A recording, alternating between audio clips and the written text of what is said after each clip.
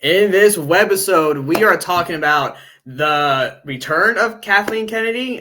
Somehow Kathleen Palpatine has returned. We're also talking about Disney Plus and the future of Lucasfilm. This is going to be a very interesting conversation here on Webavision OG55.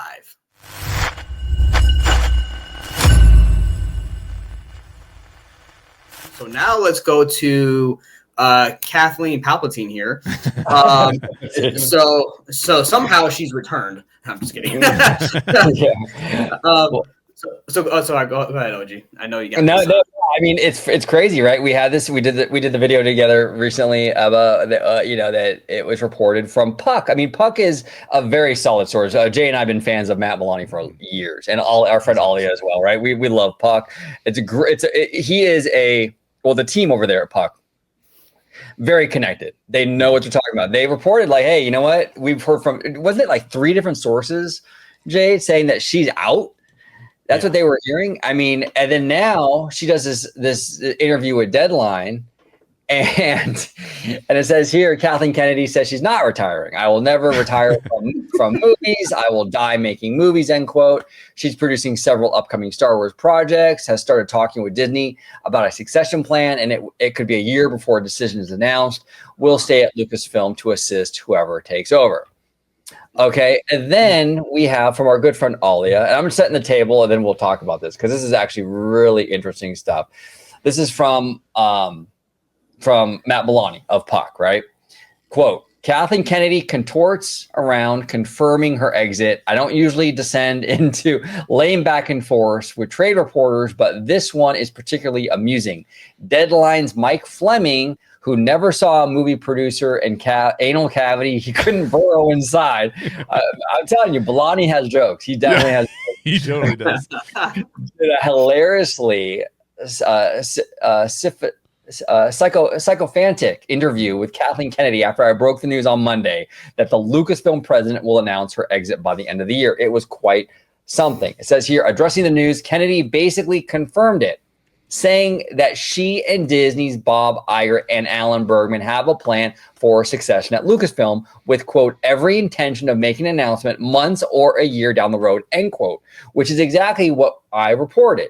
It'll be months, not a year. But instead of acknowledging the confirmation, Fleming attacked me personally and bizarrely claimed I had reported that Kennedy, quote, was retiring, end quote. Stupid. In fact, I wrote that Kennedy will probably continue to produce, maybe with her husband, Frank Marshall, which she also confirmed. Quote, I will die making movies, end quote, she said, foreshadowing her post-Lucasfilm plans. Yeah, we were talking about that, guys, and we had a group text going on. We have an OG55 group text. And we were talking about that where, when she said that line about, I will die making movies, that doesn't mean that she's going to die making Star Wars movies.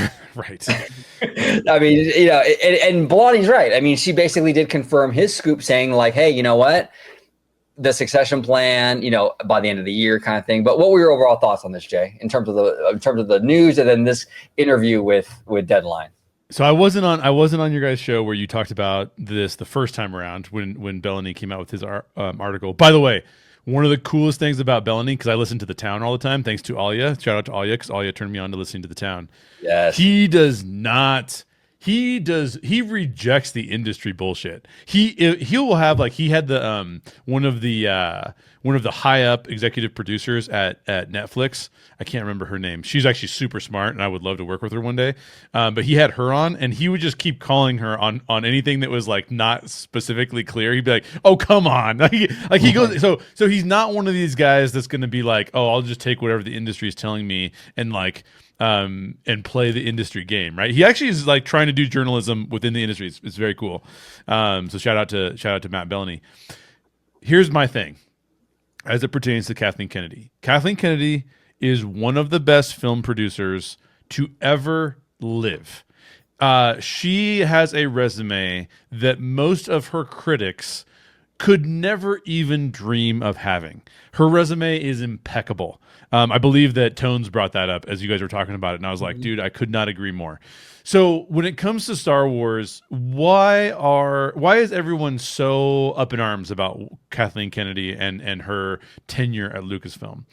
And I would tell you, by the way, her husband, Frank Marshall, who they mentioned and who Bellany mentioned, a legend in Hollywood as well. When we're talking about these two, we're not talking about them as if you talk about like, oh, well, there's this one guy who came up recently. He's done some good stuff. Like, it's cool. No, these people have a lifetime in Hollywood cranking out hits. Now, if you're in Hollywood, guess what happens? You don't get to crank out hits every single time.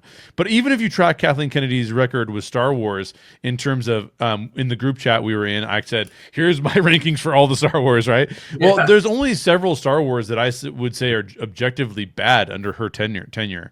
However, the problem, and OG, you brought this up on the show, and I wanted to address it from a different angle as well. The problem that she has had is she's had a problem with vision over what's happening and who's part of this vision and why they're a part of this vision. And then also she's had a problem with OG talked extensively about this in the other show, but bringing on like hiring people for projects and then all of a sudden never going anywhere with them. Patty Jenkins, one of the best female directors currently working, phenomenal, probably will go down as one of the best female directors of all time, was doing a project about pilots. Her dad was a pilot. You're telling me she's going to come out with a bad movie? Her dad was a pilot and she's doing a movie about X-Wings? No, dude, this is going to be a phenomenal film. It went nowhere. By the way, Patty Jenkins has talked about that, and it's not Patty Jenkins' fault that it's gone nowhere. It's a Lucasfilm problem that it's gone nowhere. Okay, so... Hey, can I touch upon that real quick? Yeah, please. I just want to touch upon it real quick. You're right, and that's the part of the frustration with the Lucasfilm situation is because what they do is they jump on like what they see as a trend, right? So Wonder Woman comes out was a massive, massive hit, right? Oh, we got to get Patty. Awesome. Patty's great. I mean, they did. I mean, it was awesome they got her, but they were jumping on the Wonder Woman kind of hype train. Then Wonder Woman 2 comes out, and suddenly they don't want anything to do with her. Exactly. It's like, no, everyone has a bad day at the office, right? I mean, Jon Favreau has had bad days at the office, you know? Yep. That's the issue. So it's like they pick the Game of Thrones guys, and then they dump them because right. of season 8 and the whole thing. It's like you have to pick the right creatives and stick with it and follow through. I mean, I can go down a laundry list of creators that they've picked and then they dumped, and it's bad. It demoralizes the fan base. It's really bad in industry as well, because then a lot of people are hesitant to even want to work with you because they don't want to be that person who is going to be the headline where not doing the film anymore because of creative differences or yada, yada, yada. So it's just a bad look overall. But yeah, Patty Jenkins got absolutely screwed over with that. And you're right. Her dad was a pilot. I mean, that movie would have been absolutely incredible. I hope when she's gone and the new person takes over, whoever that is, I hope they bring that project back. I think it would have been absolutely insane. But go ahead, Jay. I do apologize. Well, so sorry, Jake. Real quick. With Patty Jenkins, they even had a promotional thing with her and the X. Yeah. Like, come on, like you're gonna do all of that, and then all of a sudden, nope, never mind. Like I don't understand that. Like why? And then also too, as a business like studio leader, you know, I'm sorry, she just wasn't doing good. Like I don't understand why you bring these people on. And to OG, your point, right? If they had a bad day at the office, you're still the president of Lucasfilm. You still kind of have that. Or I would think you would have that kind of like control to be like, okay, this is the vision that we have. This is what we're gonna do, right? At least that's at least unless I'm wrong. But I mean, OG or Jay, what do you guys think about that? Like, do you think like that she still could have had that stance? Like, this is the vision of Lucasfilm and the Star Wars story that we're going with. We need you to kind of make this happen. Kind of like with Kevin Feige, right? He has a lot of kind of quality control, oversight with these movies that he's putting out. Yeah, go ahead, Jay. Well, I think so. Yeah, I mentioned vision earlier, so let's break that down a little bit, right? Like, what was lacking in the vision? And I will tell you that my suspicion with the lack of vision comes from what OG just brought up, which is reacting to the marketplace as opposed to sticking to your guns, so to speak, right? Oh. So if we break down the sequel trilogy and what went wrong with it, right? They let Rian Johnson do a complete 180 with where the direction of that franchise was going. Just so everybody knows, I'm not a Last Jedi hater. The Last Jedi is amazing as a standalone film. It's phenomenal as a standalone film. As a part of a trilogy, it creates massive storytelling problems. Because if you take the big bad off the table, here's what my prediction of is what happened.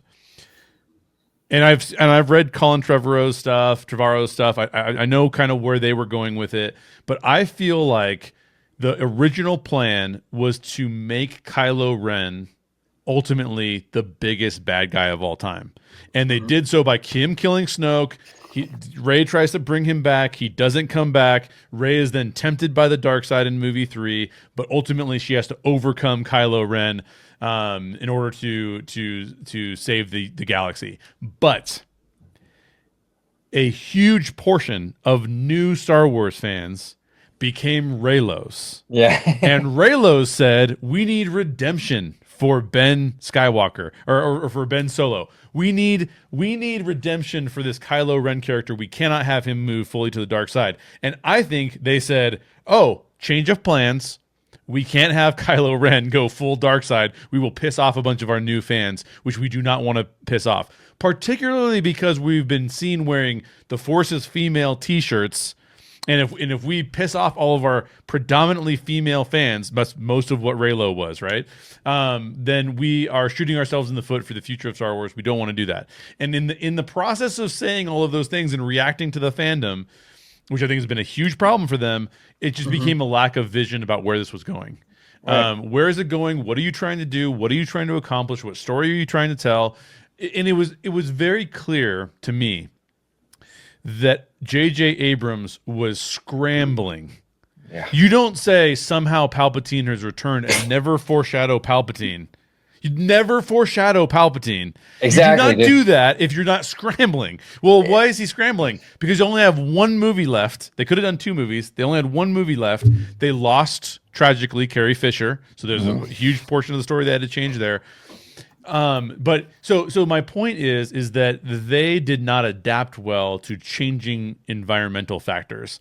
And we've seen it a million times. This is not trending well. Get rid of it. But here's my biggest complaint. So there's lack of vision. I talked about that. There's the there's the reacting to the marketplace. We talked about that. It's related to the vision. The third thing, and the thing that really made me, because like I will tell you right now, if you said that Kathleen Kennedy could help me produce a movie, heartbeat, yes, all day long, dude. There's not a question in my mind that I would not work with Kathleen Kennedy as a producer. Phenomenal track record. Would love to have her on board.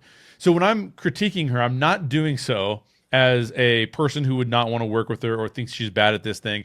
I would just tell you that whoever she had working for her, this is my main complaint about the Kathleen Kennedy era, is what happened to the fandom. And here's what it was, because I was trying to figure out, like, why am I getting so frustrated with the fandom? And I started doing a deeper dive into what's going on here. And the reality was that there was this really, really, really small portion of the fandom in the social media world that were bigots, that were racists, that were misogynists. That small portion of the fandom went after some of the films. Lucasfilm's response should have stopped at, we will not support any kind of racism and we support all of our performers. But they didn't stop there. You can go back and look this up. They also began to, so you can have no problems with you wearing the Force's female t-shirts. I'm not a misogynist. That's totally cool. I'm totally fine with that. George wears his all the time, so it's all good. Yeah, George is all about it. I'm not opposed to you having more female leads, people of color leads. I love that stuff, right? That it works great. I've not a problem with that in any way, shape, or form. However, when you have a tiny portion of the fandom coming out and saying racist, bigoted, misogynist things, and then you go on and say, what if we turn this negative PR into our main PR and start blaming a giant portion of the fandom who just doesn't like some of the shit that we've made? Like, what if we say that if you don't like Ahsoka, you must be bigoted. You must be racist. If you don't like the Acolyte, you must be one of those people that we don't want in our fandom. What are you doing? Like, I can not like a thing. I don't like the prequels all that much, to be honest with you. Yeah. It doesn't mean that I'm rejecting the value system of some of the people who were involved in the thing. I'm just saying, as a story, it doesn't work for me. And in fact, I can provide evidence of why it doesn't work for me that has nothing to do with the race or the color of skin or the gender of the person who's on screen. And so I think that there's this idea that I think that part of the reason that this is not being talked about and not being seen is because there's a lack of understanding of what's happening, and then people take sides. And it's like, well, I'm on the side that doesn't like it, so I guess I'm a bigot. Screw you, Star Wars. I mean, all of that stuff is just, I think, completely ridiculous. And so, I don't know, OG, for me I think the vision was a little bit out of place. I think that, like you said, there was just stuff that was not being handled well from a business perspective with creatives in the industry. Right. But the thing that really did it for me, that stuff I could kind of forgive, no problem. The thing I cannot forgive is the PR team behind Star Wars and how they handled this. Oh, we're getting some negativity from some of the fans. We just have to overreact. We have to cut out half of our audience and say, you guys are all bigots and misogynists. We don't want to deal with you anymore. And we're just going to go one-sided on it all. Yeah, it reminds me of like let's say, for example, hold on, let me put Webba in the captain chair. This is his show. It would be like a guy like trying to run game on some girls, right, or whatever. And he would get rejected or something. He's like, oh, it's because I'm an Italian guy. That's why she rejected me. Oh, it's because I'm 32 years old. Oh, it's because I got brown hair. Oh, because I'm blonde, right? It's like these excuses, right? It's like, no, sometimes you just don't have the qualities or the content or whatever, and people just don't like it. And there's no sinister backstory behind that. It's not that everyone who doesn't like, it's not that everyone that hates The Last Jedi is a racist or a sexist or whatever. They just didn't like the story. It's all good. Mm-hmm. You know what I'm saying? Now, that doesn't mean that there's not sexist people and racist people out there. And there absolutely are. People, there were people that were really going after Kelly Marie Tran, who was like the sweetest person in the world. Yeah, that was crazy. And those people are dirtbags, absolute freaking dirtbags. But like, 100%. If you don't like The Last Jedi because of how they handled it, you have every right to that. I like that movie a lot, but I can see the problems there. Mm-hmm. You sit there, you kill off Snoke, and it's like the common sense thing would have been, well, let's pick a character that we've already established in these two movies to be the big baddie in the third one. Oh no, we'll just bring back Palpatine. So it felt like a rushed thing. I mean, either you make Rey the baddie. Yeah, you could have done that. Yep. You could have done that, right? Have Rey be the baddie, or you have Kylo be the baddie, but you don't now you just bring in Palpatine and you this whole convoluted thing about, that's her grandfather. I still don't even understand any of that stuff. It was just weird. It really freaking weird. So yeah, there's sometimes with Lucasfilm, they were learning all the wrong lessons all the time. Yes. Yeah, you know what I'm saying? Yes. It's like, another thing too, is like, I feel like, after Solo flopped, they were like, well, the best thing we can do is just not make movies anymore and just pull back. Or not anymore, but we'll pull back. Mm-hmm. It's like the issue isn't, we've seen with Marvel where people don't get franchise fatigue if you continuously make good product. People will eat Star Wars up if you continuously make good Star Wars stuff. People love Star Wars, right? They got sick of Star Wars because the content was slipping. That's why they got sick of it, not because there was 2 movies in a year. Marvel was making like how many movies a year? And they were doing just fine. I think that if you were making banger after banger, people would be hungry for more Star Wars. But they learned the wrong lesson there too.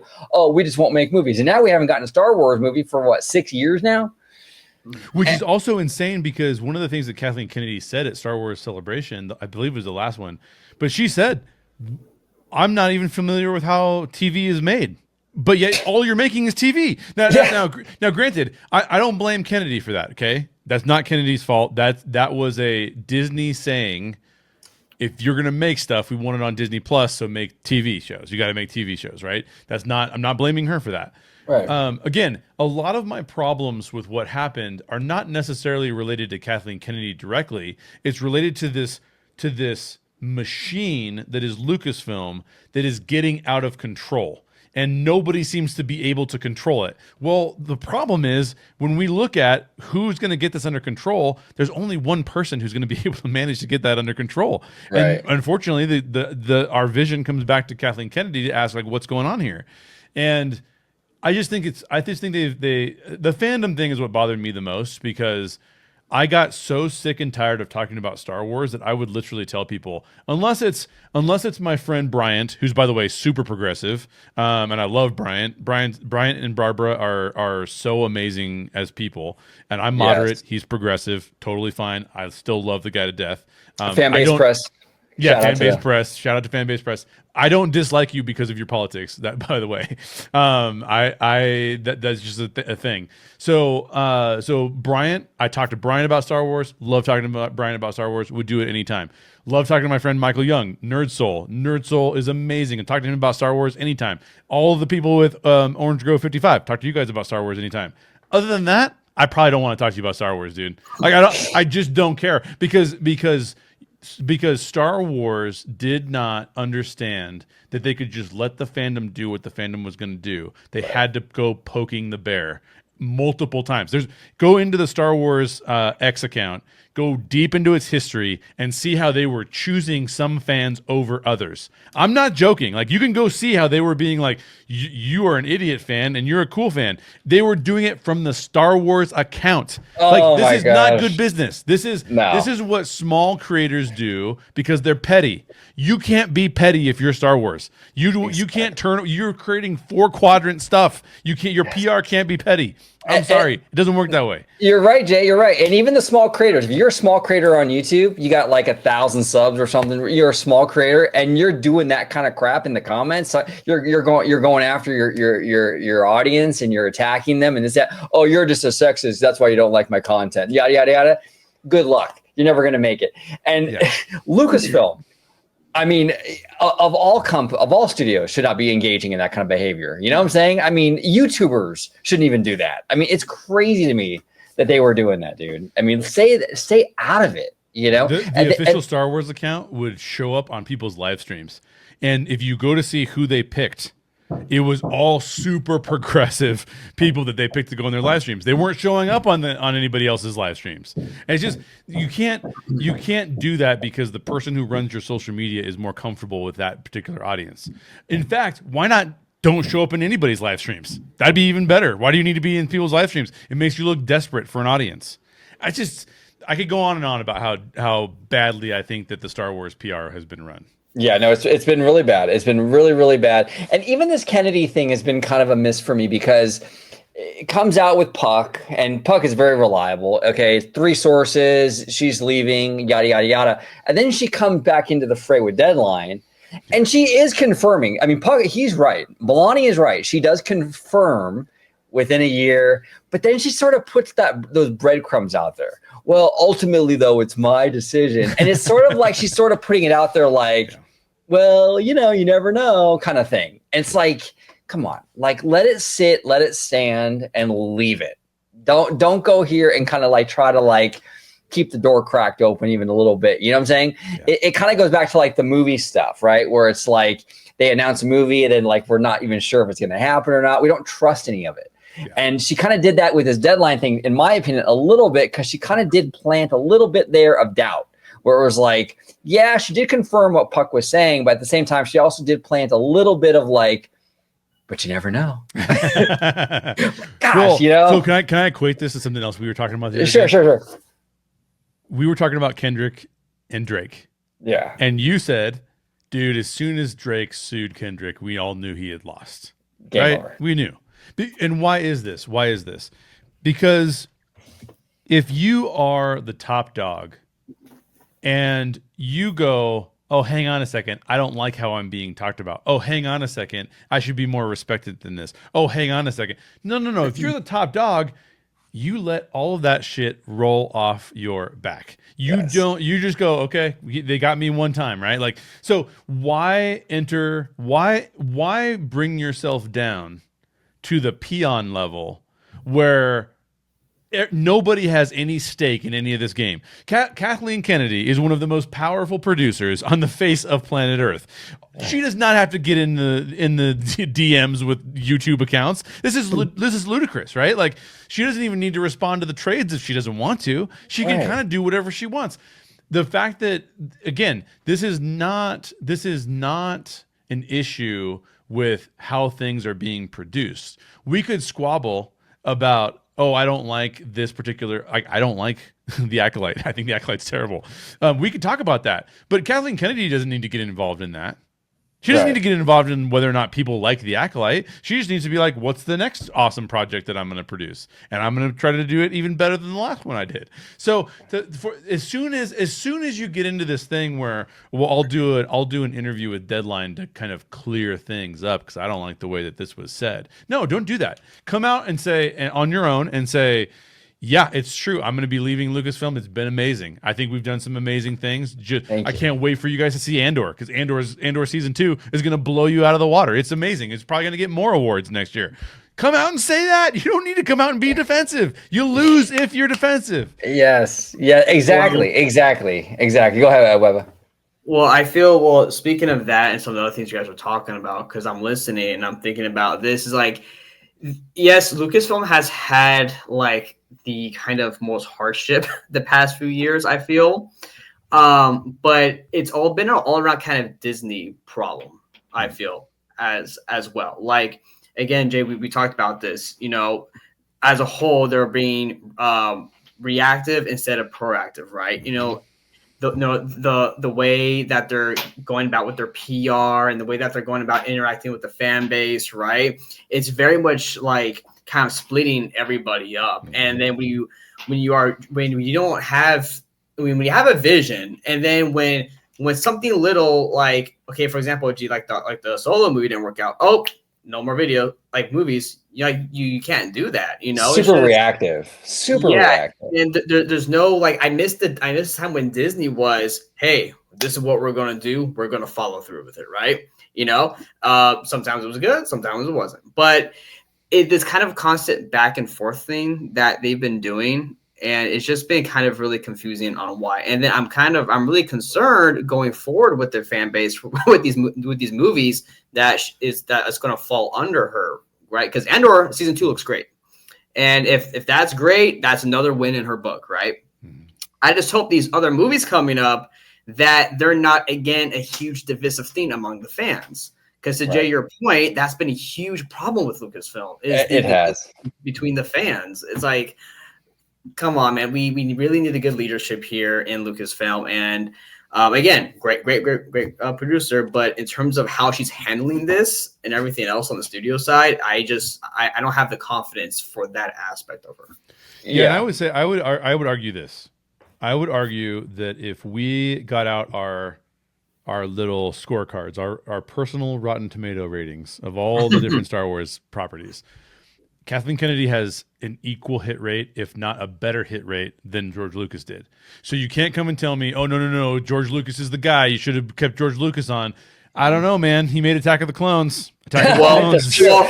But Jay, to your point, that's what I was saying on our last video. I brought up the point that, you have fans saying, oh, you should give it back to George Lucas. Why? You guys were complaining about him in the prequels. Exactly. Well, they were complaining about Lucas very much so. I remember being in high school and like the special editions.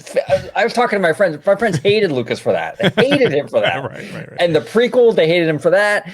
So then he comes in, and then now fans, the narrative is like, well, get rid of Kathleen and put George back in. Well, George put Kathleen there. That was not Bob Iger. You know what I'm saying? And so sometimes the fandom is just like ridiculous. But again, George Lucas never got involved with the feedback on the movies. George Lucas did whatever George Lucas wanted to do because he had a clear vision and he knew what he wanted. He told the fans basically, kick rocks. I'm doing what I want to do. Exactly. He's like, which one of us is a billionaire and can make movies? This guy, and I'm going to do whatever I want, right? So the for everybody who's like mad and it's like, oh, bring back George. Again, you're focused on the wrong things. What you've done is you're not being objective to what we're watching. And what we're seeing and having conversations about that. What has happened is you have joined a team. You've either joined the Kathleen Kennedy and Disney Star Wars' amazing team, or you've joined the I can't stand Kathleen Kennedy and I think Disney's the worst team. Now, there's valid reasons to be on either team. I know I can make arguments for being on either team. Right. However, it's better to not be on one of those teams and just to sit back and just watch Star Wars for what it is, enjoy Star Wars for what it is. Don't like what you don't like what you like, talk about it if you want to, but do not have this whole vitriol. Don't make this as polarized as politics is. That's so stupid, and I'm tired of it. Just we can be of different minds about something and still be friends, and we should be because we're all Star Wars fans. No, well said. Well said. Absolutely. And Jay, like going back to that, right, is like a lot of people, like I've had like I've seen people where they're like, oh, if you like the Star Wars movie, you're a dumbass or whatever. Exactly. Like, it's like, what? Exactly. What do you mean? It's like all film is subjective. It's all subjective. And here's the thing. We also brought this up because we were saying what you were saying about episode 8, right? I really liked episode 7. That's my favorite. It's out great. Of the 3. Yeah, it's great. I agree.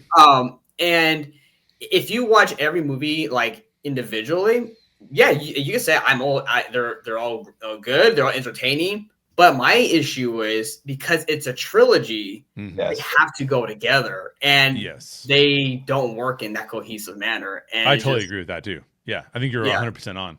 I mean, and that was again, they were facing some pretty challenging scenarios, but I still think that let's just go through some of the properties, right?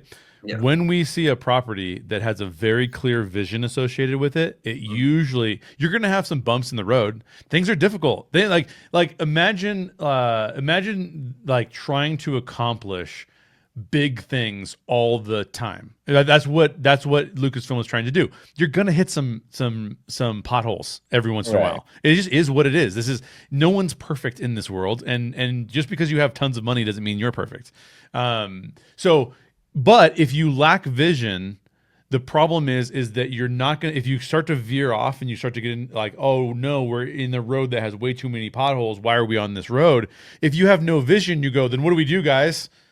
When you have a vision, you go, oh, I see what's wrong. We're doing this, but we should have been doing this. We just need to start working our way back that direction.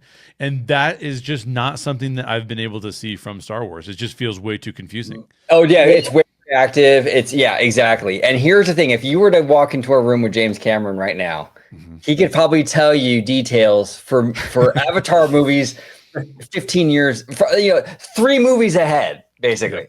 He has the whole freaking thing mapped out, man. Yep. I mean, he has got the whole thing mapped out. Maybe not every little intricacy or whatever, but he knows where this story is going to go, And that's what Star Wars needs. Hey, maybe have him run the studio.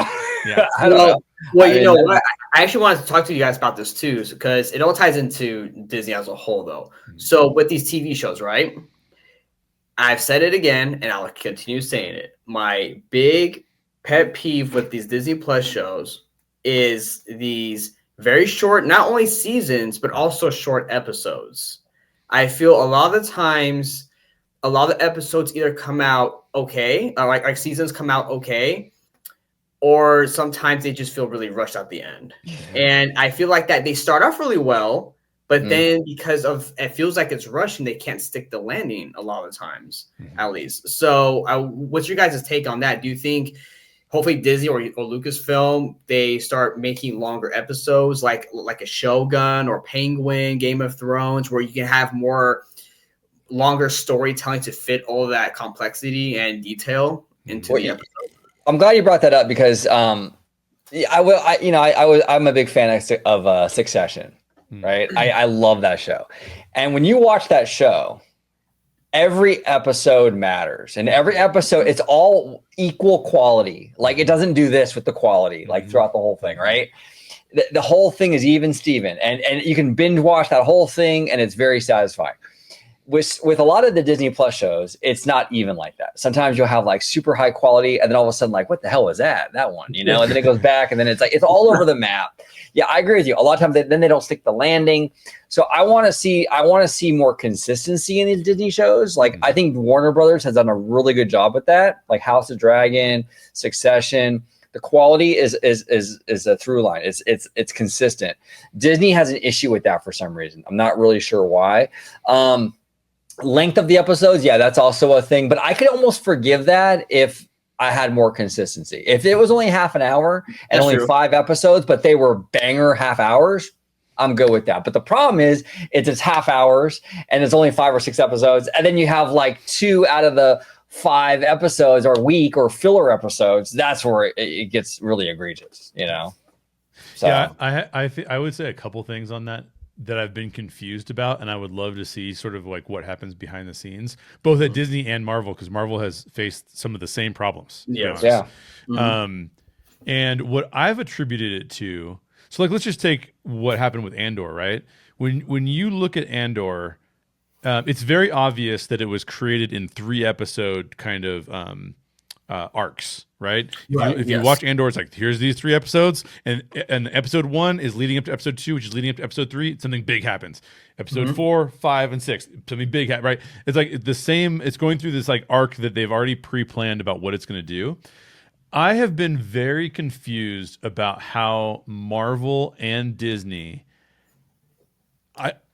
I would tell you this, as a writer and director, I oftentimes watch Marvel and Disney shows and think to myself, I feel like the editor made significant changes to the way this story was supposed to play out.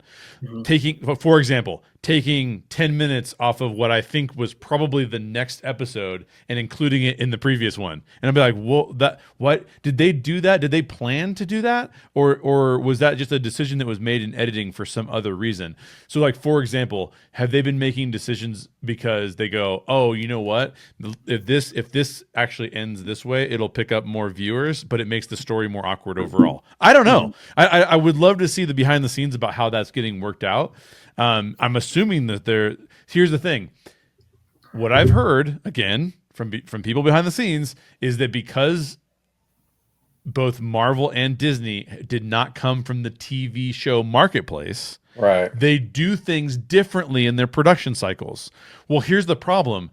TV has been around for a long time. They do their production styles in very specific ways because those happen to be successful. So if you're trying to change that model, are you doing so in a way that actually confuses the audience a little bit more? And I think that some of that is probably, again, Lucasfilm getting a directive from Disney that said, from Disney leadership, that was very, very clear. If you like read between the lines of what the directive was, it was, I want you doing more TV and I want more TV right now. And so part of me thinks that Lucasfilm has been put in this place, and Marvel to a certain extent too, where they actually don't know the medium. And so they're trying to figure things out as they go. And not knowing the medium and trying to figure things out as you go is extremely challenging, even for someone who's incredibly talented. I mean, think of it this way. What if tomorrow at your job, your boss said, all of the ways that you normally do things, I don't want you to do it that way anymore. I don't want you to do it this way instead. You'd be scrambling to try and figure out, and the reality would be your performance review would come back and be not as good because you didn't know how to do that thing as well. And so again, I do want to be careful that I do want to defend Kathleen Kennedy, and I do want to defend a lot of the creatives that we're complaining about, because I don't know that they're being set up well to do the thing they're being asked to do. Fair. Well, right, and that's why for me, I always kind of attribute it back to Disney, like the company as a whole, because I know the high possibility is that a lot of these directives are coming from the top, right? Coming from the top, being spread out into the studio. So, hey, Kevin Feige, we want this. Hey, Kathleen Kennedy, we want this, right? But Jay, I have a question though. It's like that since TV has been around for a long time, right? Disney has usually been about like the movies, so to speak, right? But with such a powerful house of the mouse, you know, how come there hasn't been any really outreach to people who have done like TV shows for a long time? Say, hey, you know, this person has worked on this show and this show and this show. Let's do it this style, right? Because it works. I'm confused on why they haven't done that.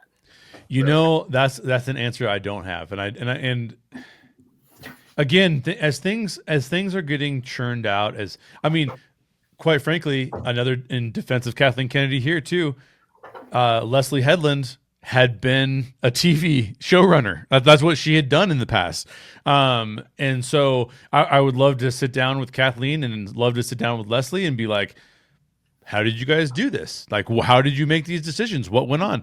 And I don't know. I don't know what went on behind the scenes, but from what I can tell, there's just some confusion in the way that these properties need to be made, the amount of time that needs to be spent on them. I think that there is a direct correlation between the amount of time that Leslie Headland had and how well I like that show versus the amount of time that Tony Gilroy had and how much I like that show. Yeah. So the one thing I would say is that I think now I can tell you very clearly that I think Andor season 1 is a 10 out of 10, and I think that The Acolyte's a 2 out of 10. But that doesn't necessarily mean that Leslie Headland is the worst showrunner of all time. Like, you know, if I just think that we need to give more grace to some of the people involved, because I feel like there's things happening behind the scenes that are very non-apparent to us. We're in the dark about them. But something's wrong. And yeah, I totally agree with you, Ebba. The shortcut to becoming good at something is to get someone to mentor you who is good at the thing and who's done it multiple times, because then they can go, oh, that thing that you're about to do, that doesn't work very well. Now, some people are not good at getting mentors. I'm not that great at getting mentors, right? So I need the space to go play around and make mistakes before I come out with the thing. I don't know if you guys watched my video on it, but when I knew that we were going to make No Vacancy, I hired a team of actors that are local here that weren't going to be in the actual film. And I set up my iPhone in the basement that I was in, not this room, but the same type of room, back in my old house. And I filmed them playing the scenes. And I got used to saying, you know, when you say this line, it actually means more this way than it does this way. So that when I showed up on the set of No Vacancy, and we're doing it for real, I knew kind of what would work and what kind of wouldn't work, because I'd practiced it before. Yeah.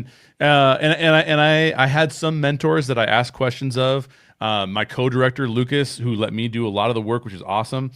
He's a seasoned director and knows a lot of stuff, and he would tell me, Jay, this is stupid, don't do this. Fortunately, he didn't have to say that.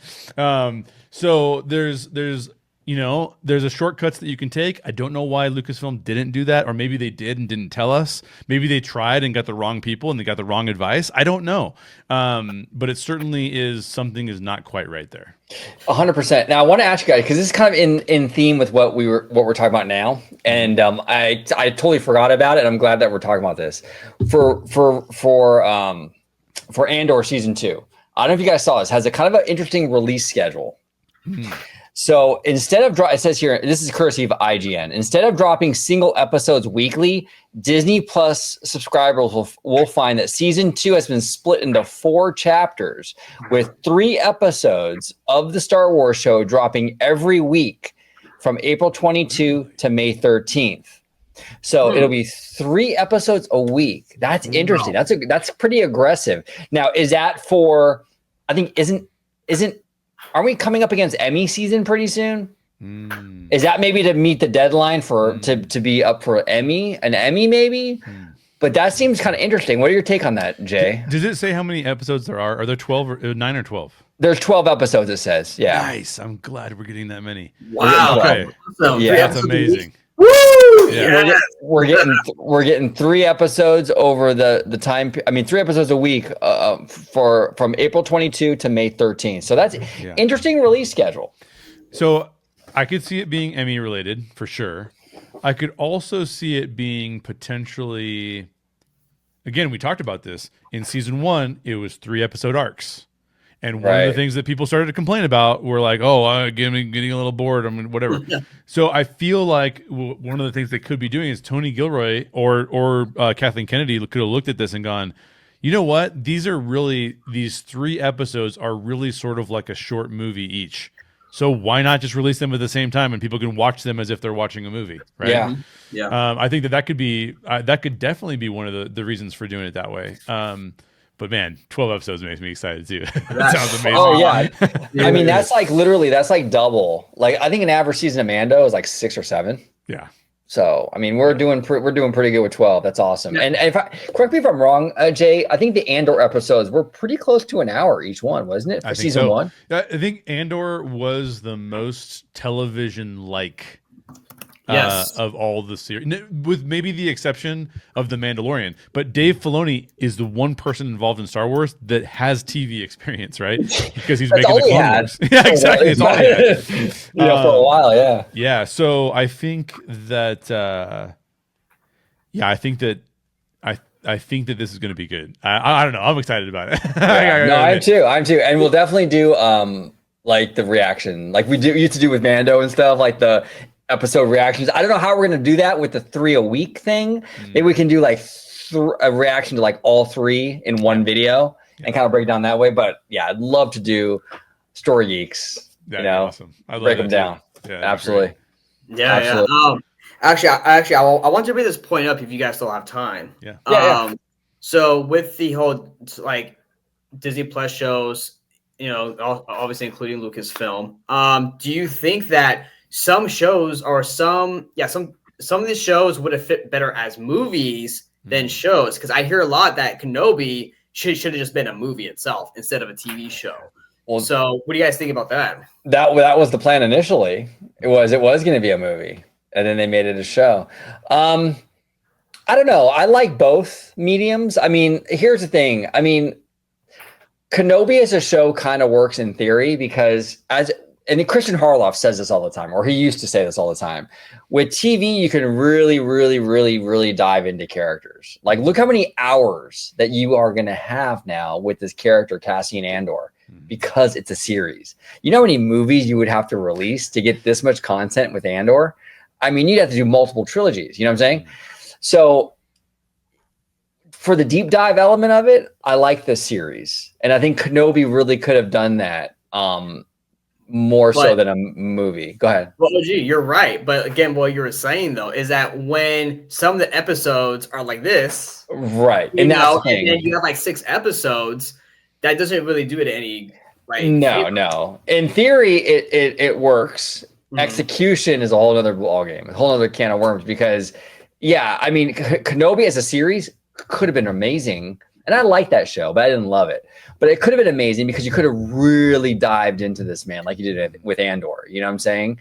Yeah. But they just kind of dropped the ball. And some of it looked really cheap. I don't know why. Like, where was the budget in that one? I mean, you're bringing all the fans wanted that. Yeah. They wanted Kenobi and Hayden back.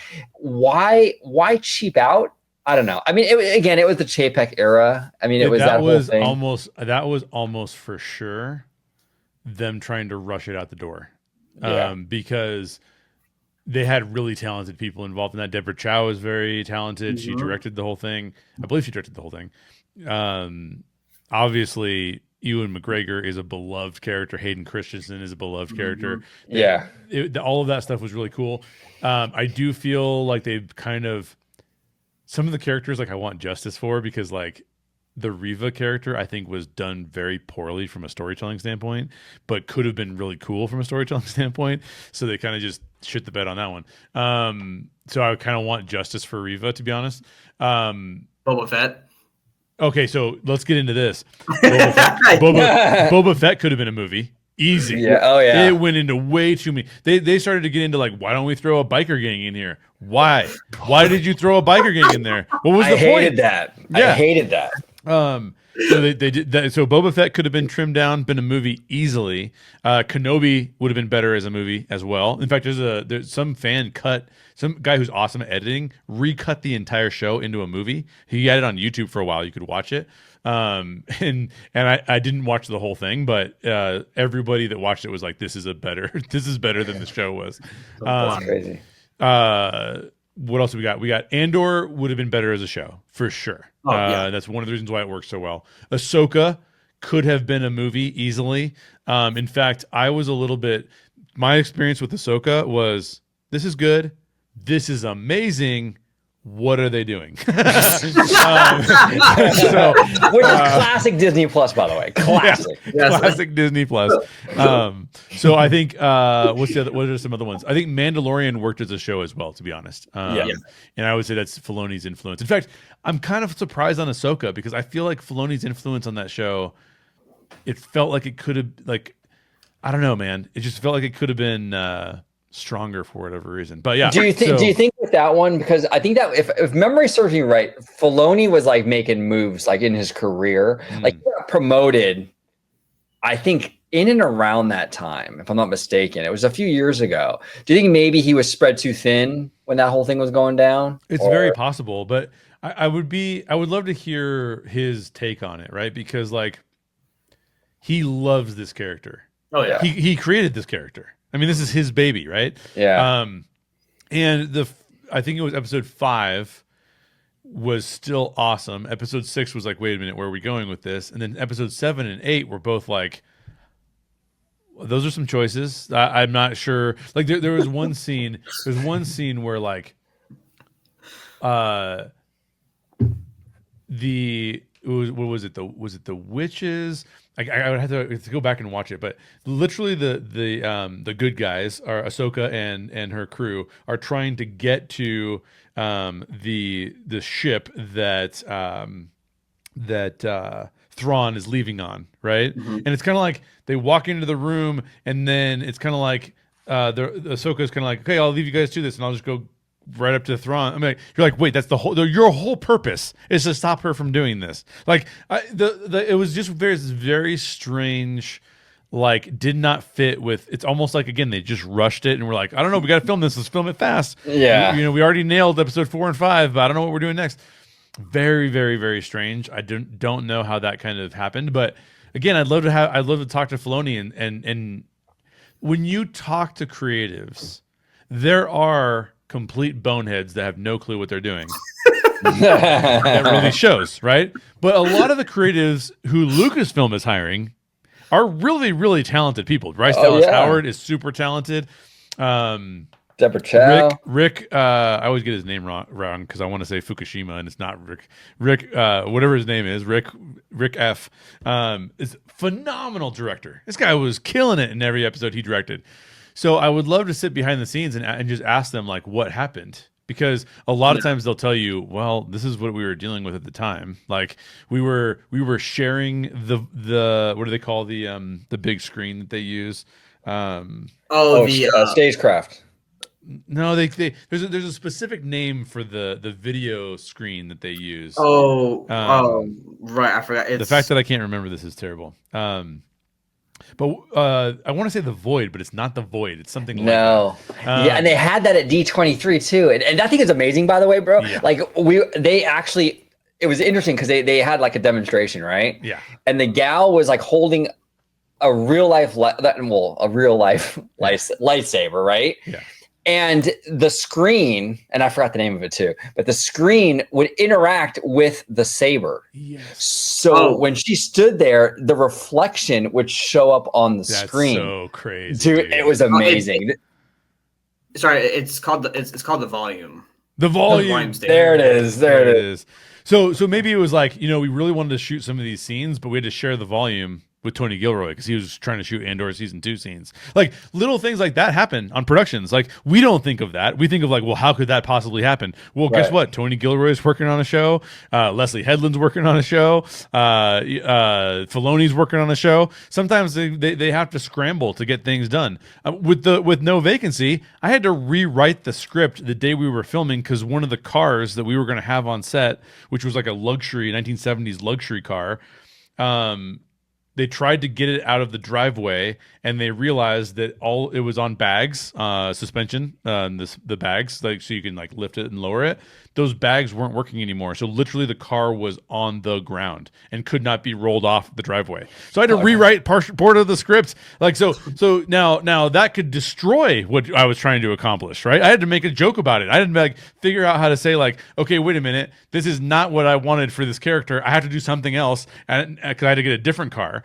It was not an option to not have a car. I had to have a car, and so I was like, what do I do? So there's last minute stuff that in my case, I was able to overcome it in a quick way because I had a pretty clear vision for what I wanted and I knew how I could adjust it. But that was on a production that was a fraction of the cost of what these guys are working on. So if all of a sudden they say you can't have this thing that was going to be, worth $1 million of your time and you got to do something different instead, you got to scramble sometimes, and sometimes it doesn't work. So Yeah, I'd love to hear the behind the scenes on some of this stuff because it'd be Oh, me fascinating. too. It would be amazing. It'd be amazing. Eva, I want to ask before we go. I got to ask you both because we talked a lot about Kathleen Kennedy and the studio and all that stuff. Because we don't have no idea who's going to replace Kennedy. I mean, it looks like it's going to happen within a year, right? I mean, what do you think, Jay? Who do you think is going to be? In my opinion, yeah, let's just say it was me and I'm Bob Iger or whoever's taking over for Bob Iger. They have two successions going on at the same time. Right. Yeah. Wow. I would personally make it Favreau, and I would say Favreau. It is your job to transition out of Disney Star Wars in 5 to 7 years, and you're transferring it to Filoni. So teach Filoni all the things that you can possibly teach him in that 5 to 7 year period, and then give it back over to him. And now I have like a 12 to 15 year succession plan, right? Yes. Assuming nothing else happens and these guys aren't stolen. But I would say you need a time commitment from Favreau for at least 3 to 5 years, because it can't be like just train Filoni for 1 or 2 years and let him go. Again, that's a big vision shift, right? And I think the one thing that Filoni, the benefit of Filoni is the guy knows George Lucas like nobody else involved in Star Wars. I think sometimes he gets into confusing and confounding lore that actually is a detriment to the shows he's making. But that's because I think they get too deep into Star Wars lore sometimes, and that kind of can get confusing for people. And it actually makes no sense. But that's where somebody like Favreau can go, foot off the gas on the lore, bro, because this is going too deep into this, and that's not 4-quadrant filmmaking, and we're getting into a territory that doesn't make any sense. And Favreau's kind of like, I made a video on Favreau being the director of Iron Man and how he utilized story structure. Favreau knows story structure. He knows how to get things out that people are going to love. And to me, I think it needs to be Favreau as the head so that he can teach Filoni the business and the things that can be repeatable from a process perspective to net out with success. And then I think you let Filoni take it after that. 100% agree with you. And Favreau's the guy because, he's got the creative chops. I mean, look, Iron Man is well known. I say this all the time about the Universal monsters too. There's a difference between like well known Frankenstein, the Wolfman. Everyone knows those characters. Betty Boop, they know Betty Boop. But there's a difference between like well known and relevant, right? Mm-hmm. Iron Man was not a relevant superhero before Favreau came along and did that movie. Right now he is the guy, right? So he turned a very kind of like whatever character for most normies into like the biggest draw, right? Mandalorian could have been easily discount Boba Fett. I mean, it easily could have been that, you know what I'm saying? And actually Mandalorian, I think in a lot of ways superseded Boba Fett's popularity. He became a huge cultural phenomenon, and it played into the normies too. So you're right. He knows how to do that. He knows how to thread that needle where it's like, it's good enough for the Star Wars nerds, but then like, the normies are going to dig it too. Yep. But he has the Hollywood chops, which you're going to need that to run the studio. Exactly. He's got the connections and all that stuff. Exactly. So he's the guy for sure. And then you train Filoni, because Filoni is a little bit, he's kind of like, he's all creative. Yes. 100%. Like he doesn't have like the business 100%. At all. 100%. So you need Favreau to kind of help him with that. So that's a great plan. What say you, Ebba? What do you think? Who should run this thing? So here's the thing. I love both guys. I think Filoni should be the top head creative guy for the team because he, again, Jay, like you said, he knows George Lucas and his vision better than anyone else. So I think he should remain the top creative guy for the creative team at Lucasfilm for their Star Wars projects. For Favreau, right? I mean, you guys already said it. I think he could do well on the business side of things. However, I also would not be, because I just thought about this, Jay, because when you're talking about who's the guy that's filmed Andor? Oh, Tony Gilroy. Yeah. So, I mean, honestly, I wouldn't even be opposed to another like outside person coming in who, they like Star Wars, but they're really good at leading a studio. Who that is, I have no idea. I cannot give you any names. But if they can run a studio, make decisions, they have a vision plan to where the studio's going to go. I'm for that too. Yeah. Another option would be for Fab. So I'm a little bit less. I like Filoni, but Filoni has made enough choices that I disliked for me to be a little bit hesitant with Filoni, right? Yeah. But so what you're saying, you don't want a Space Whales movie? Are you sure? Please, no. But I think Bryce Dallas Howard could also be a good substitute. So if Favreau takes over, Favreau could actually like take Bryce and like make her kind of the second in command that takes over eventually. And maybe to your point, Webba, that Filoni's kind of like, look, getting involved in any of the business aspects is just not for me, right? Whereas Bryce comes from, not only is she super talented, because some of the episodes that she's directed are phenomenal, but on top of that, she is part of a Hollywood pedigree that is ludicrous, right? Like, her dad is like super well connected and can provide all sorts of kind of mentorship opportunities for her. Is it nepotism? Sure it is. But like, sometimes nepotism is not a bad thing for fans, even though they complain about it. Because she's got talent to back it up. She does. She has the talent to back it up. No problem. Yeah. So I think that's a good option. Again, Rick, I think, is phenomenal. I've seen Rick do some really great things. I don't know if he's the kind of guy. Here's what's hard to understand about people, right? It's hard to know if people want to be I am a person who I don't want to be a cog in the machine. I want to be the person who puts together the machine. This is a very different kind of situation, right? Like some people are like, I want to be a director. I don't want to be a writer. So therefore I need to go pitch myself to studios so that they will hire me on as a director. And I fit that. I'm a cog that fits in this big machine, right?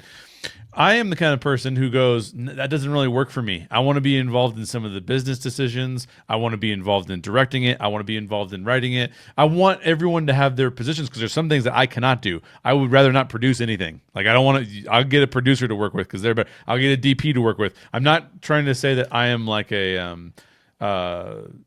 some kind of auteur who I have to be involved in everything, right? But I am saying I'm a little bit more of an entrepreneur. I want to be creating things from the ground up. So it depends on what some of these people want for their careers. Do you want to just be a director and focus on that, or do you want to get involved in vision casting for years worth of different content? People are going to land on different portions of that spectrum, and that's totally fine. We need all of those kinds of people, right? Because guess what? It's going to take Tony Gilroy and Jay Sherer 2 to 3 years to create something, but where someone else could do it fast. So, and I'm not meaning to compare myself to those guys. I'm not saying that at all. I'm not trying to be that bold. I'm just saying some people have different ways of working, and they don't work in certain positions, and that's totally cool and totally fine. Yeah. Now, fun fact, this is kind of funny. I actually went to nursery school with Bryce Howard Dallas. No way. I was in nursery school with Bryce Howard Dallas. Crazy. That like such an LA thing, right? Yeah. But yeah, I was in nursery school with her. But so are you saying, OG, that you're going to be the next leader of Lucasfilm? Are you holding back from us, brother? That's exactly what I'm saying. That's exactly what I'm saying. Call Matt Bellany. I'm calling Matt. Matt, you won't even believe this. 40 plus years in the making, brother. Let's go. So it's amazing. Awesome. Now, let me ask you guys this real quick. I talked about James Cameron, right? Because James Cameron definitely has the vision. He maps everything out like crazy, right? This is a little more outside the box, but would you be okay with them having Avatar, that franchise, under the Lucasfilm banner and having James Cameron run Star Wars and Avatar and all that?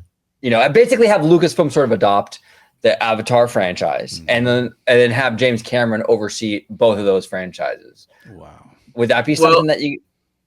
Well, I mean, okay, seriously, because, right, a lot of people I think associate Lucasfilm with Star Wars, but Lucasfilm just doesn't have to be Star Wars. No, You know? no. I mean, it has indie. Technically, it has indie. I Yeah. mean, and then you could throw Avatar as part of another one of those franchises, and then have James Cameron kind of run it. Now, here's the thing: James Cameron is so heavily involved with Avatar. Would he even want to do it? But I think it's interesting because I think that he definitely has, like, I think he has what Lucasfilm needs right now, though, a lot. Like, they need that vision and that clarity, and he brings that to the table. You know. But OG, here's the thing, though: would he want to do it though? That's the big thing. Yeah. And could Disney, like? I mean, it would be a big check, and it would be. Yeah, who knows, you know, but it's an interesting idea to have that kind of, you know, out there. I don't know if there's a better, I have to think about this. I don't know that if there exists on planet Earth a director who is better than James Cameron at knowing what the general audience will resonate with. The guy does not have many misses. He doesn't miss, dude. And again, he's the kind of guy that, remember when he directed, I'm pretty confident I'm right in this, but he directed Aliens, I believe, and it was constantly fighting with the producers in the studio about what Aliens should be. And many people consider Aliens to be a great movie, but I think he's very frustrated when he watches it because it wasn't really what he wanted to do. Right. And so he's another one of these guys that's kind of like, you can't tell me what to do. I'm going to do what I'm going to do. And the guy produces hits. So because I would tell you from a creative standpoint, I have not always resonated with James Cameron as much because I feel like he is so general audience that it kind of doesn't allow me to get into some of the depth of what he's trying to say about humanity and what's going on with the human experience. It's sort of like more of like a, I don't know, baseline kind of a, you know, look at things, which is totally fine and makes a ton of money. And I'm never going to criticize that. But for me personally, he's not like my favorite director for that reason. But to say that he's not one of the directors who understands what the audience wants would be insane. Like he understands what the audience wants more than anybody else that I know. It's insane. It's insane. So you would get the vision for sure with him. And then also you would get, you put an end to this, like we talked about earlier with this trend hopping. Oh, Patty Jenkins is hot right now, so we'll pick her. Oh, now she's not, so we'll dump her. The Game of Thrones guys are hot, but now they're not. James Cameron is the opposite of that. Yeah, like he like you said, he likes something, he's sticking with it, regardless of what anyone says. You know what I'm saying? So it would be an interesting pick. Snowball chance in hell whatever happens, but just kind of interesting to kind of think about. You know, to Ebba's point. He probably has a bigger role, and that would almost be like a step down. Yeah. And that's very rare in Hollywood. Yeah. Someone chooses to step dodown. Usually they just look at like what's the big like I can almost see James Cameron being like, why not just give me Disney and I'll just replace Iger. And Iger's like, hey, let's not get too crazy now. Let's That's right. What do you know about parks, James Cameron? Get out of here. That's funny. And I will say this too, real quick, that I was actually very surprised how funny he is. Like at D23, he followed up The Rock, right? Oh. And The Rock was on there for Moana, right? And he had The Rock had like the Hawaiian shirt on, right? And he was showing all kinds of chest, and the guy had like fucking arms, the whole thing, right? And then Cameron came on to talk about Fire and Ash. Yeah. And he just so happened to be wearing a Hawaiian shirt too. And Cameron made the joke like, I can't follow that up. I don't have it. That's awesome. It was pretty funny. I was actually surprised by the charisma because I'd never really seen that side of him before. He was actually pretty fun. I liked it. Yeah, James Cameron, the things you'll hear him talk about are pretty unique because he does have FU money. Right. Yeah. So it's kind of like he can kind of say whatever he wants and do whatever he wants to a certain degree. Right. And you kind of get unfiltered Cameron. You know what I mean? Where some people would back off of that a little bit. Yeah. Well, Jay, I have a question for you. Is that, obviously these studios have to see that when you cut corners, don't you lose money in the long run? So I don't know why there's always, because this was the thing with George Lucas, right? When he explained when he made Star Wars, he wanted full creative control of his film. Right. So I'm confused as an outsider someone outside looking in, why these studios continue to have like this rushing thing, budget cut on this and that. We want to have kind of creative control of your film a little bit. Like, well, if what is the reason for that when they see, like, especially on the age of social media now, you see just people pissed off everywhere. Back in the day, we didn't have social media. Whatever. You might get like an official review on some newspaper or whatever. But nowadays, you see it blasted over Facebook, YouTube, Instagram, Twitter, right? So what is with the kind of, is it wrong to say short-sighted decisions in a way that some of these like big overhead studios are pushing on these creatives? I think that's also a difficult question to answer because, so I'll give you an example from just me, my personal opinion. I think that Jojo Rabbit is easily one of the best films in the last decade. I think it came out in 2012, so we're past the decade. But you see what I'm saying? Like, it's in the last 15 years, it's one of the best films that has been made. That was made by Taika Waititi. Taika Waititi is amazing. I hated Thor: Love and Thunder. I thought it was terrible. When you go and look at like what happened with that film, seemed pretty rushed. Seemed like Taika was just trying to throw in whatever jokes he could. Didn't seem like it had a really consistent vision with who Thor was supposed to be. It sort of became about these kids in a certain kind of weird way as well. It was very, to me, very awkward. Okay. So how can we go from Jojo Rabbit, one of the best movies in the last 15 years, to Thor: Love and Thunder, one of the worst Marvel movies that has been released, right? In my opinion, it's again, you could say, I'm going to take Taika Waititi, an amazing director, phenomenal director. We know he's good. We know he's good. He's got evidence to back up that he's good. But did he fall in alignment with the vision? Didn't seem like it based on what Thor and Love and Thunder came out to actually be. Yeah. Was he rushed? He very clearly was rushed. If you know how any of the production of Thor: Love and Thunder, it didn't seem like he was like ruminating on this thing for a long time, trying to make something really meaningful out of it, like he did with Jojo Rabbit.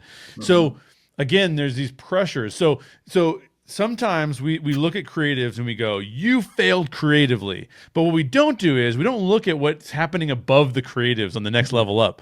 So you have Disney going from Iger to Chapek, and those two butting heads quite a bit. Then you have them giving directives to the next layer down, which is Kathleen Kennedy. This is what you need to do. Because why?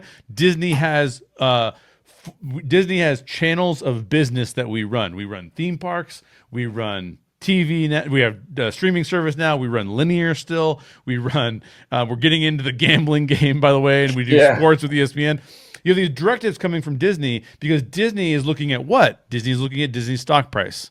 So how does Disney's stock price keep getting better? Well, it has to release good content. It has to be able to make people happy, be able to make people shell out their money. But along the way, Disney has to go, where are we lacking and where are we going to need more money? Streaming needs to be more profitable. Kathleen Kennedy, I want to see TV. I don't want to see movies. Feige, I want to see more movies coming out. By the way, you're also doing TV at the same time.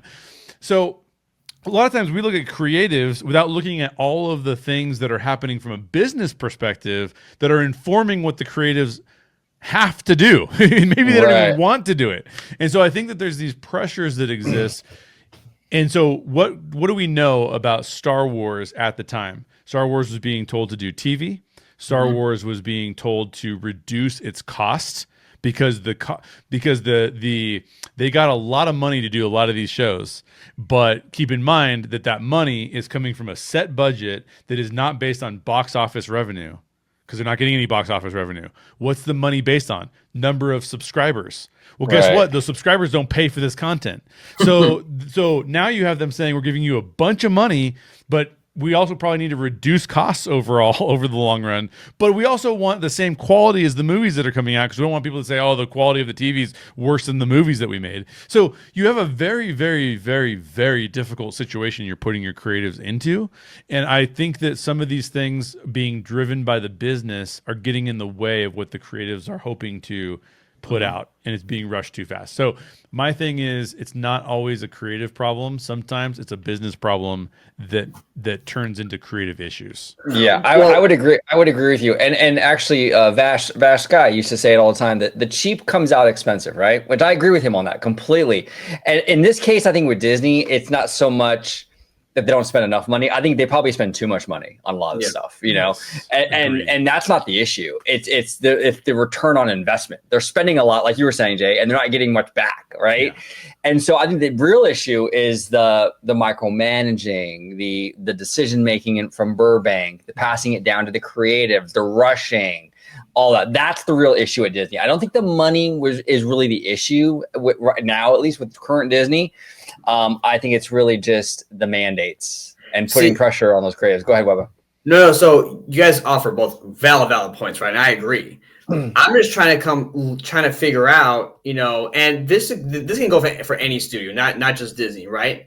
But I don't know why they can't like see down like for the creatives and be like, oh, maybe by us doing this, we're gonna put out a shitty product, and it's gonna piss people off. So I know like business is really about money and whatnot and time, but when you're trying to create something great, especially from a big IP franchise like Star Wars or even Marvel, I don't think that's something you can take lightly, in my opinion, and have shortcuts with. Right, you can't, and I think that we are seeing a change. I think Bob Iger is actually really good. We did a Bob Iger show, Jay, right? The Legacy and all that stuff, and we talked about. It was a great show. We talked about this where it was like. But I think Bob Iger, obviously he's not a creative, but he understands. Bob Iger has like the business and creative intelligence to sort of understand. Okay, I got to give my creatives this freedom and this autonomy, but he also understands when he has to step in. It's not like total carte blanche. You can't just let Joe Rohde go nuts. You know what I'm saying? You'll bankrupt the company. You know what I'm saying? You have to have some boundaries. You know what I'm saying? You know, but. So Iger understands that, I think, really well. And we saw that in the first tenure. Chapek comes in, he has no clue of any of that. He is completely oblivious on how to manage that, you know? And so that's why I think you were seeing a lot of content slipping with the Chapek era, because he did not know how to from what I heard, he was going into WDI with like kooky ideas, and he was trying to tell the creatives what to do and this, that, and the other. Really bad stuff where Bob Iger understands his limitations. He knows who he is, you know what I'm saying? So that's a big part of it, you know, but I think we are going to see better content because I do think Bob Iger understands what you were saying, Webba, where it's like, you have to let your creatives kind of do what they got to do and give them at least as much freedom as possible to kind of make that happen. Chapek and Kareem Daniel did not understand that. They wanted Hanna-Barbera, basically. They wanted a content factory, just churn it out, you know? And it did damage to the company. It really did. But I think we're coming out of it. I do. Yeah, and we're also judging this based on like, I mean, take a look at Netflix, who has some similar problems as Disney has, right? Yeah. Now slightly different because they're not doing box office releases in the same way Disney is. But Netflix they have some really great stuff and then some really mediocre stuff and some really shitty stuff. I mean, they've got layers of these things coming in and making money and so some of the choices, and we can't forget too that in the middle of all of this happening, there was a giant pandemic that was followed up with a writer and actor strike. Right. So, I mean, from a standpoint of saying like, well, what's also going into this and being detrimental, by the way, not to mention those two things, but also to mention the thing that's been kind of covered up, but the VX companies and them saying we're not even being profitable, but we're being driven to death by these companies to make more and more stuff. So I have a feeling that, again, the way that the business model works does not always function with the best way that creatives work. Right. And that when those two things get out of alignment, they're great when they're in alignment. Kevin Feige just makes movies and they all make money. But as soon as they're out of alignment or some other factor comes in that they're not sure how to handle, things just get very, very, very confusing. So that's kind of my take on it. I think there's a million ways to cut it, but again, it goes back to lack of vision too, right? or vision becoming overwhelming, which I think is what happened to Feige when he was told you got to do TV shows now, and he's like, wait a minute, movies and TV shows. Yeah. And then he's got the fallout from a show like She-Hulk coming out, which is in my opinion terrible. Again, not because it's a female lead, that's ridiculous, just because that show didn't know what it wanted to be. Did it want to be a comedy? Did it want to be an action film? Did it want to be a Marvel thing? It just wasn't clear on what it wanted to be. And that Jay, makes it challenging. So sorry, Jay, to your point, I think another big issue that Disney had was they kind of got caught up in the culture war stuff. Oh, totally. So, so with that and then into your Marvel and Lucasfilm, that's a whole nother fucking like animal that you can get into that just kind of, again, just divided a bunch of people in the fan base. And they're like, Disney's woke and all this stuff, right? It just created a shitstorm. Yeah, and one thing about the culture wars that I've talked about a lot on OG55, and I still believe this is where the problem is. We were talking in a group chat the other day, and someone said, somebody said, well, it's not a problem the shows were progressive. All the shows are progressive. And I went, correct. It's not a problem if you're progressive. It's a problem if you leave the show and then go, let's have all of our actors start just complaining about the other side of the fandom. Let's have all of our actors go out and start saying that this is a political show based on these things. Let's go out and make a big deal. We won't just let the creative stand by itself, which is what everyone should do. Let the creative stand by itself. You will find your fandom. Your fandom will love you. You could talk about that. You could talk about why you love it so much. But what you should not do is make it into, I mean, even the first season of Andor, I don't know if you guys remember this or not. The first season of Andor came out. Andor is a 10 out of 10. I am, by the way, a moderate. I oftentimes do not vote for any of the candidates that are on my ballot. I do write-ins. That's how moderate I am, right? You can't get me to just conform to your way of thinking. I'm not doing it. So one of the stars of Andor, I can't remember which one it was, came out and said, this show, this is Trump's first tenure, is this is a show against Donald Trump and I remember that. and rising dictatorship and fascism and what. Okay, you don't need to tell me that.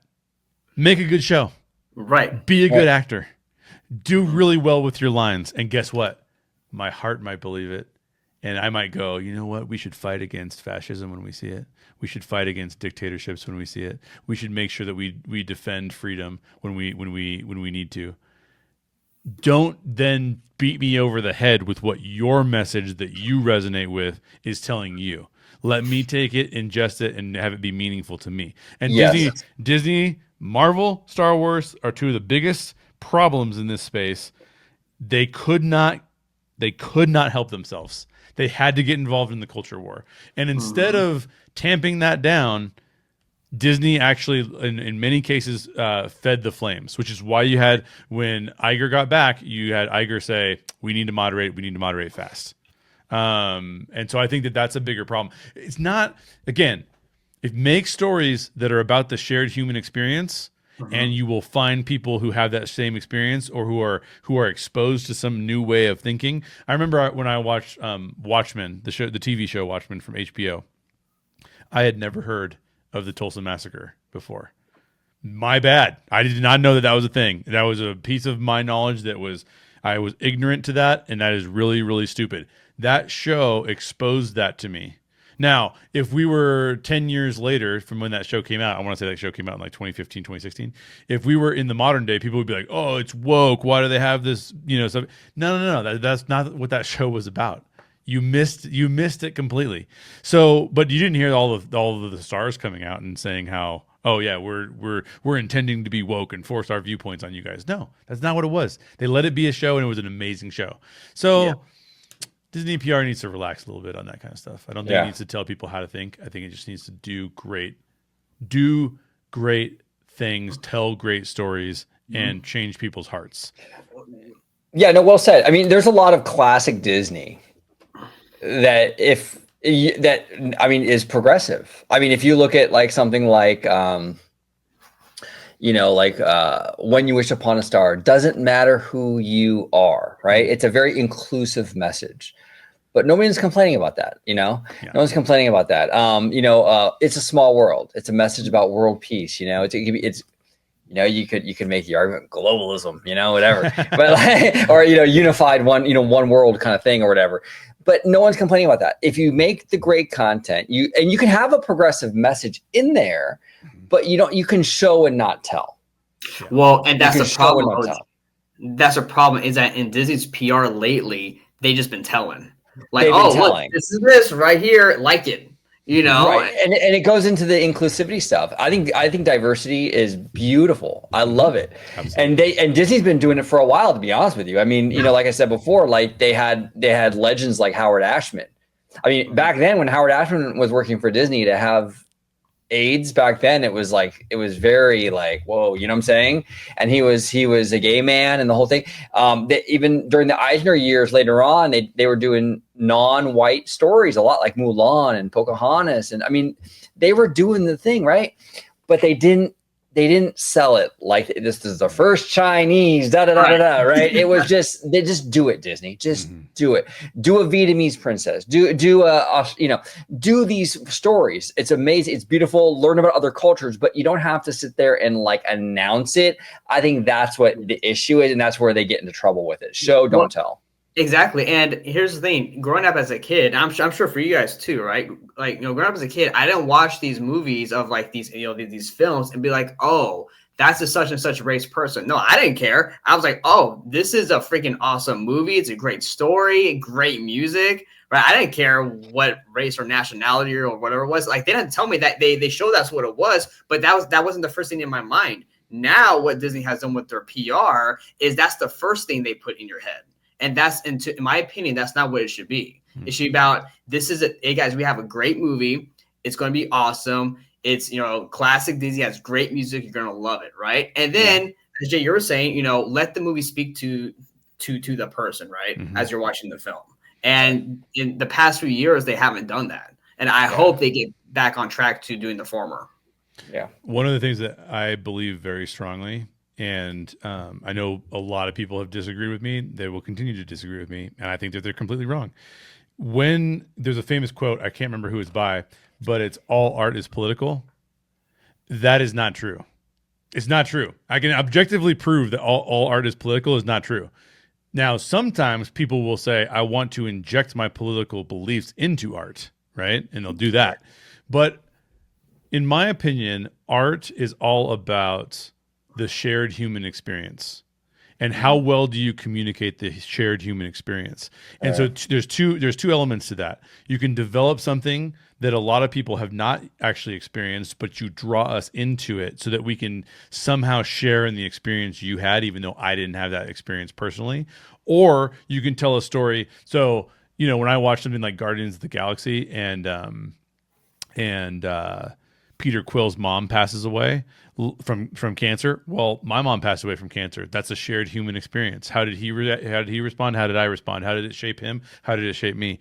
These are the kinds of things that we gravitate toward. So if we say that all life is lived in political spheres, we limit what we can do with the shared human experience. And I just don't think that should ever be limited. You should actually tell the stories about the shared human experience in ways that don't need to be political. And if you do it well, you can get me to change my belief system about something. If you do it poorly, chances are I don't change anything. Chances are I just go, oh, they're doing this again, right? So there's this concept that, like, it's almost like, oh, all art needs to speak to the politics of our time. That's politics. Okay, you guys got me on this train. Now I have to hey, go ahead, man. Go ahead. I have a personal take on how this stuff works, right? Politics is here. Okay, it's on this side of the screen. Politics is not what the heart believes. Politics is the system that we live under. What I mean by that is, in America, we are a republic that functions in a democratic way. So we get to choose based on our value systems, which is further down this system. Our collective value system is what elects the people who run our politics, right? So, well, what defines our collective value system? Our individual value systems, right? So it goes, politics is the end result of something. who's elected into office as an end result of something. What comes before that is societal values and societal norms and what we've decided upon that will get us to the place where we elect someone or elect a number of people. What comes before societal norms and societal values? Personal values. What comes before personal values and how are personal values formed? What our heart decides is right. So you don't change people's minds by electing a new president. Yeah. You change people's minds all way over on the other side of the spectrum. You change people's minds on the heart side of things, not on the politics side of things. And so if that's true, then we should tell stories that get to this side of the equation, not this side of the equation. Well said. Beautifully said. That's absolutely correct. Yeah, exactly. You change what's here, and that affects the whole equation. The whole equation. The whole equation, because that affects who you vote for. Yep. That affects everything. So it affects who you care for. It affects who you love and who you don't love. And if you're sitting over here on this side with the politics side, and you go, "We're not going to love anybody who doesn't fit. We're not going to speak to anybody who doesn't fit in this." Guess what you do? You limit your audience. You limit people coming together. You limit the shared experience we can all have as fans, and you just make it political. And it's the worst thing you can do, in my opinion. Yeah. Well said. No, I agree. Absolutely, Jay. Absolutely. And, that's what's happening right now. You see it everywhere on, well, especially Twitter. Oh, that place is awful. But, Yeah. but you see it on across all platforms. And even people I talk to, because it's funny, guys, like, people that I'll see, like, oh, this show sucks on whether it's Star Wars or Marvel, whatever. I'll talk to like a normie, right? And they're like, oh, that show was so cool. So it's also another thing too. Like, I always have to remind myself to get out of the bubble and try to see what the normies think about what the studios are providing. Because it sucks. Why are they doing that? And then the normies are like, oh, this is great stuff. Nom, nom, nom, nom, Well, that's why I see people on X, right, or anywhere, any social media, name your social media platform, with the Disney park stuff. Oh, Rivers of America, Magic Kingdom is dead, dead now. They're getting rid of the Rivers of America, right? Respectfully, got to disagree. The normies are not on the same wavelength as you, fandom. Believe me, they want the Cars ride way more than that river. Okay, they want the villains there way more than that river. Like, I mean, and that's the thing, a lot of us fans, we kind of get into this little bubble where it's like, we think that like our little nerd sphere is like the everything, and it really isn't. The normies have a whole different viewpoint as to what they want. I mean, people say, oh yeah, they should build the Western River Expedition at Magic Kingdom. I would love that. Mark Davis's, attraction. That would have been amazing. You think the soccer mom is going to give two shits about that ride? No.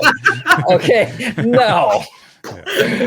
Come on. Let's be real. You have to play to the normies. That's where the money's at. I mean, at least to some degree. I mean, and I think Disney does a really good job actually at like sort of giving the fans a little bit of red meat, right? A little bit of a bone, because like, with the Muppet thing, they got rid of Muppets 3D, but then they moved the Muppets over to Rock and Roller Coaster. So it's like, yeah, we're taking away your 3D movie, but we're putting the Muppets over here in this attraction. It's like a good compromise. I think Disney's been pretty good lately with some of that stuff, but yeah, there's a divide for sure between the fandom and the normie mindset. Absolutely. Oh, especially what was going on between, like what I was talking about with you guys earlier in the DMs with like the Sonic movie and the Mufasa movie. I don't know what happened in that era of December when those movies came out. It was the weirdest thing. But yeah, that's a whole separate conversation. Okay, OG? No, hey, it's another video. We'll do it. One more video. But absolutely, guys. So is there any more thoughts on this awesome conversation that we had? I think I got everything out that I wanted. I got everything out and more. You have to cut me off because I could talk about these things for 4 or 5 hours. But all right, Jay. So I think we have time for like more rants. All right. Yeah. How many more rants can Jay do? That's the good question. Let's do it. Awesome. Well, everybody, thank you so much for watching. Boys, thank you so much for being here. This was a fantastic, awesome conversation. Jay, I'm going to start with you first, bro. Where can everybody find you on social media? Go find me at How Stories Work with Jay Sherer. It's a YouTube channel. Again, if you want to get involved in one of the reasons that I've chosen to get involved in filmmaking and storytelling is because I really do believe in that model of like politics is way over here, and if you want to change people people's minds and change people's hearts, you've got to be over here. You've got to be telling stories that are about the shared human experience and about inviting people into considering these kinds of things. And so if you want to watch me learn how to do that better, go over to How Stories Work with Jay Sherer, because that's what I'm doing over there. But you can also find me right here on Orange Grove 55 and the Story Geek Show. So we have hopefully some Story Geek shows coming up on Andor, and that trailer was amazing. So thanks for inviting me to be on the show. I didn't watch the trailer until now. Now I'm going to go watch it again. I'm going to go show it to my wife and be like, look how awesome this trailer is. Let's just mute the music because it's kind of weird. But other than that, it's amazing. 100%. Absolutely. OG55, the one and only, working on social media, sir. There we go. Yeah, you can find me right here on YouTube, Orange Grove 55, talking with these fine gentlemen and talking about studio and theme parks and all that good stuff. You can find me on X, Orange Grove 55. You can find me on Instagram, Orange Grove 55. And you can find me on Blue Sky, Orange Grove 55. And Webba, thank you for being a great host. First episode of Arachnid Reaction. Awesome episode. Thank you, sir. Absolutely. OG, how should we go out? Should we go with OG55 intro or should we go out with Webba intro? Hey, we could do both. We'll do both. We'll lead out with the Webba, and then we'll do a little queen at the end of that. Yeah. All right. Oh, do it. Snapping shots, swinging high, Mr. Webba, the city's alley, Orange Grove, where danger hides with web swinging action. He'll turn the tides, dodging bullets, leaping tall. Webba's here to save us all from the villains. He won't fall. Spinning. Thank you for watching OG55. If you aren't already, consider becoming a member today.